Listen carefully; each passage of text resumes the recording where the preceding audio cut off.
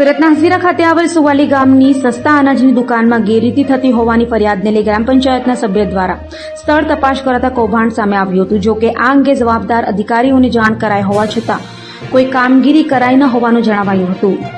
સુરતમાં ફરી સસ્તા અનાજની દુકાનમાં ગેરરીતિ થતી હોવાના આક્ષેપો કરાયા છે. વાત છે સુરતના હઝીરા વિસ્તારની.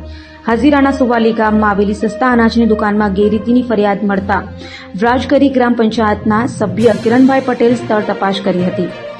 જેમાં જાણવા મળ્યું હતું કે સસ્તા અનાજની દુકાનનું લાયસન્સ સતીશભાઈ જસવંતભાઈ બદમીના નામે છે, જેમણે કોઈપણ જાતની લેખિત બાંહેધરી વિના અન્ય ઈસમને દુકાન ચલાવવા માટે આપી છે અને આ અજાણ્યું ઈસમ રાશન કાર્ડ ધારકો સાથે ખૂબ જ અન્યાય કરે છે અને સરકારમાંથી મળતા અનાજના જથ્થાને સગેવગે કરી કાર્ડ ધારકોને ખૂબ જ હલકી ગુણવત્તાનું અને ઓછું અનાજ આપી મોટા પાયે ગેરરીતિ કરે છે. તો કોઈ પણ પ્રકારની અનાજ આપ્યાની રસીદ પણ આપતો નથી અને દુકાન પણ પોતાની મરજીથી ખોલે છે. દુકાનની બહાર કોઈ પણ પ્રકારનું કાર્ડ ધારકોને જાણકારી મળે એવું બોર્ડ કે સૂચના લગાવી નથી. દુકાનની બારી ઉપર સેમ્પલ અલગ અને ગ્રાહકોને સેમ્પલ મુજબનું અનાજ પણ આપતો નથી અને રીતસરની દાદાગીરી કરે છે, જેને લઈ આ અંગે પુરવઠા વિભાગના જવાબદાર અધિકારીને ટેલિફોનિક જાણ કરતા એમને દિવાળી પછી જોઈશું તેવો જવાબ આપી બેજવાબદારી પોતાની છતી કરી હતી.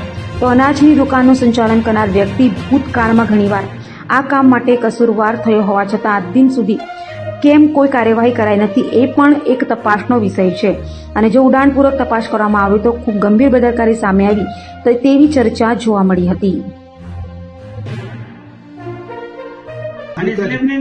કેમ નહીં નીકળે? नहीं निकले लो। એટલે કેમ નહીં નીકળે પણ? यहाँ नहीं निकलती स्लिप। પણ એનું કારણ શું? કેમ નહીં यहाँ નીકળે? नहीं निकले, नहीं हमारे पास। કેમ નથી પણ?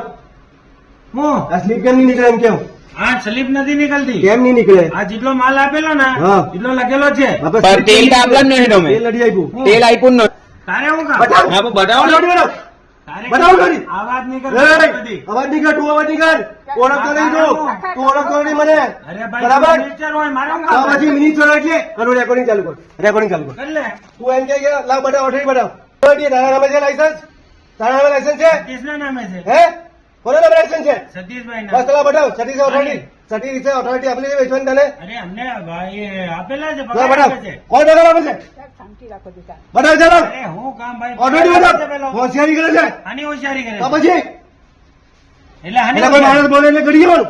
આની હોશિયારી. તું એમ કે ઓથોરિટી બતાવ. આની હોશિયારી. તને સતીશ ના નામે લાયસન્સ છે, તને વેચવા આપેલું છે, ઓથોરિટી લાવ. અરે ભાઈ અમને પગાર આપે છે. ચૂંટિયા બનાવવાનું બંધ કર. હા, ચૂંટિયા બનાવ. બરાબર કે તું પગારની નોકરી કરે છે એવું? હે પગારની નોકરી કરે એવું બોલવાનું બંધ કર તું. હું કરે વળી ખબર છે. બરાબર? આની ને આમાં અનાજ સરકાર એમ કહે કે અનાજ મફત આપે, પૈસા કે ના લે? એવું ચોખા મોફત આવે. હે? એવું ચોખા તો 270 કેમ દીધલા તમે? હું લગાવ્યો ભાવ? દાળ છે, તેલ છે. હા, તેલ ભાઈ અત્યારે લઈને ગયા એને 180 ઉઠા એમ કહી ગયું. જેને ખાંડ નહીં હોય. હો? નહીં, પણ તમે સરકાર માંથી એમ કહી છે કે મફત અનાજ આવે પૈસા કઈ દે લેવું? એવી જાહેરાત છે કે દિવાળીમાં બધું તેલ ખાંડ બધું મફત આપવાના છે, તે કઈ ગયું તો ભાઈ?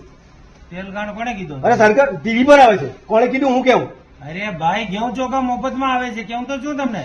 તો તમે લેખિત આપો કે આટલું જ આવે મફત, તો બીજું નહીં આવે, લેખિત આપો લાવો. ઘઉં ચોખા જ મફતમાં છે. આ જો ના ના, અહીંયા તમારે મળેલો છે. તમે લખીને આપો ને. વાત કરે છે. ઓથોરિટી લઈને આવજો કાલે. એટલે કાલે હું મામલા મને વેચવાની પરવાનગી છે એના પેલો નામ સતીશ ના અરે તમે ભાઈ લાવો. મારે પગારથી મતલબ મારે હું કામ? કોણ પગાર આપે? એને પાસેથી લઈ લીજો ઓલરેડી. કોની પાસે ઓથોરિટી લેવાની? લાવ સતીશ નો નંબર લાવ. પકડ સતીશ નો નંબર.